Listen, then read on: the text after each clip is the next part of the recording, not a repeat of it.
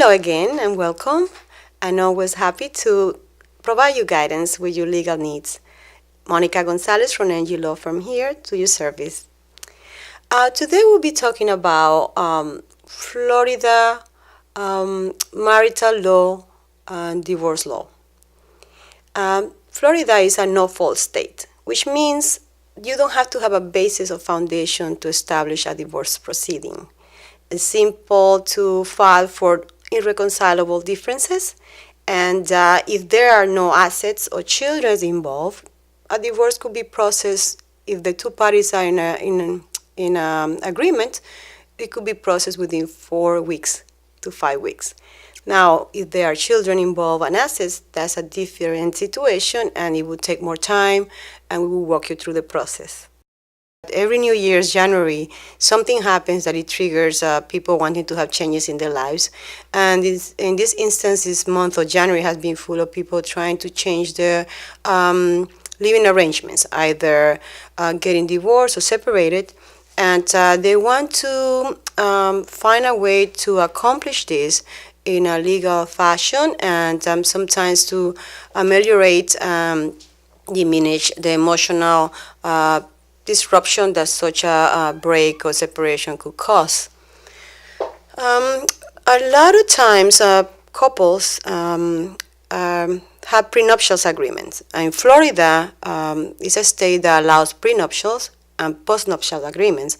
These agreements are usually utilized to determine how assets are going to be shared between the couples, or whether they're going to share any assets at all once they get married.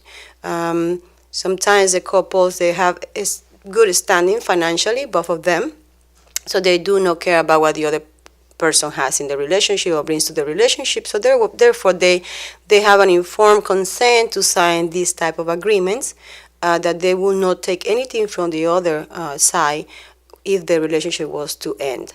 However, we do have instances, and a lot of these have come to my attention, especially this New Year's, where people have prenuptial agreements, and one of the parties involved in the agreement has not have leverage, has not have guidance, legal guidance, and real understanding as to the documents they're signing or the repercussions of that document.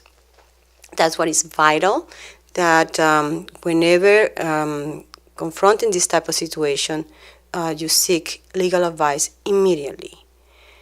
I have a situation when the party didn't speak the language and didn't understand the terms, but in order to, the person was in love and wanted to get married. In order to be married, she signed the document. Well, it could be a man, it could be a woman, it happens. Nowadays, a lot of women are entrepreneurs and they're business people, and they also financially stable. A lot of time men stay home and they take care of the kids, and they're supporting the business of the woman, or vice versa. So this is not meant only for females, it's also meant for males. And this particular case, and it's something that repeats itself often, this person didn't understand what was he or she was signing, and it came down to, after 12 years of being married, she or he would walk away from this relationship without any money, having to confront the world on his own, her own, without any money, having to pay for rent, having to provide for herself food, transportation, and not being financially able to do that, to the point that these people is a dangerous situation because they could become a public charge.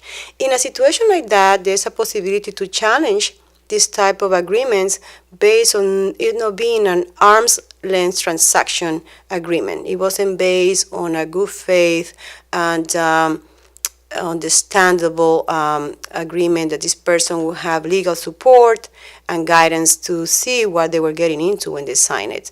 And then we have the court's remedies for this. We could go to court and try to challenge this type of agreements. We can never guarantee results. However, it is possible. It has been done, and we have obtained results. When it comes to divorce in Florida, and comes to separation, outside of what has to do with prenuptial agreements, postnuptial agreements.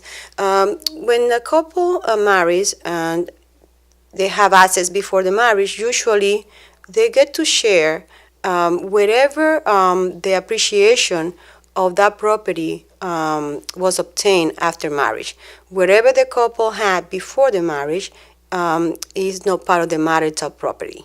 Marital property is whatever they contribute to their relationship when they are married, and whatever appreciation of that property while they're married. If there was to be a separation or divorce, in this case a legal divorce, we have to see the standing of each member of this marriage.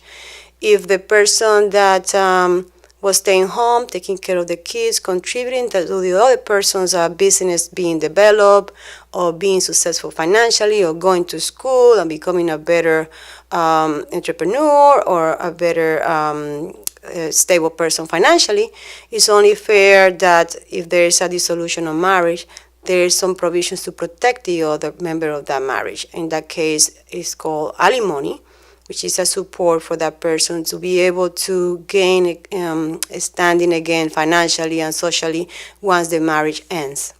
There's different types of alimony. There's restorative, there's temporary, and there's also another type of alimony that could be a lump sum in order to get these people back on their feet. If there are children involved, obviously, we will have to deal with issues of custody. Who will take care of the children? How old are the children? At the end, when there are children involved in a divorce, it's always the norm to follow is the best interest of the child. So we have to see who will be able to take care of the children and who the children feel more comfortable with. So then we have custody, of course, and then also we have child support. The children have to be provided for their well-being, for the health, the food, and for them to have a comfortable life. So these are the different areas that we had to deal with when we have a divorce case. This is a very general and introductory type of information, but if you were to need any more, you could contact us and please seek legal advice. It's always our advice to you. Seek legal representation to ensure that your rights are protected. Again, you could contact me, Monica Gonzalez, from MG Law Firm at 305-699-5291. Thank you for the opportunity.